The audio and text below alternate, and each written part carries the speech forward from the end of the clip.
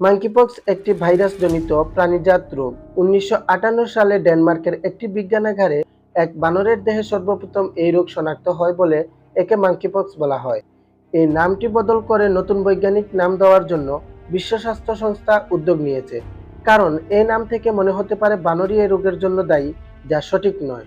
এই রোগটির প্রাদুর্ভাব ১৯৭০ সাল থেকে প্রধানত মধ্য ও পশ্চিম আফ্রিকার ১১টি দেশে দেখা যায়। করোনা মহামারীর সমাপ্তি ঘটলেও এখনো তার ধাক্কা কাটিয়ে উঠতে পারেনি অনেক দেশ।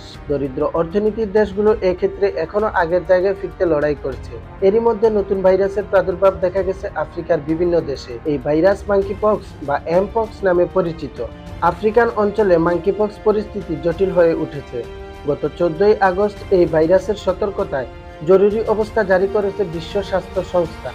The Africa centre for disease control and প্রিভেনশনের তথ্য মতে চলতি বছরের শুরু থেকে জুলাই পর্যন্ত ১৪,৫০০ মানুষ ভাইরাসটিতে আক্রান্ত হয়েছে।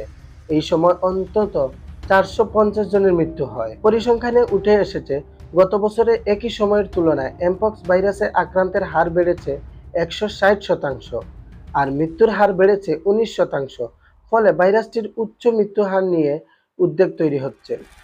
এই রোগ থেকে নিজেদেরকে নিরাপদ রাখার উপায়: আক্রান্ত ব্যক্তির সরাসরি সংস্পর্শে আসা থেকে বিরত থাকা, আক্রান্ত ব্যক্তি এবং সেবা প্রদানকারী উভয়ই মাস্ক ব্যবহার করা, সাবান পানি দিয়ে নিয়মিত হাত ধোয়া ৩০ সেকেন্ড ধরে, আক্রান্ত ব্যক্তির ব্যবহৃত দ্রব্যাদি সাবান, জীবাণুনাশক বা ডিটারজেন্ট দিয়ে জীবাণুমুক্ত করা, প্রাকৃতিক পোষক যেমন ইঁদুর, কাঠবিড়ালি, খরগোশ এসব থেকে নিরাপদ দূরত্বে থাকা।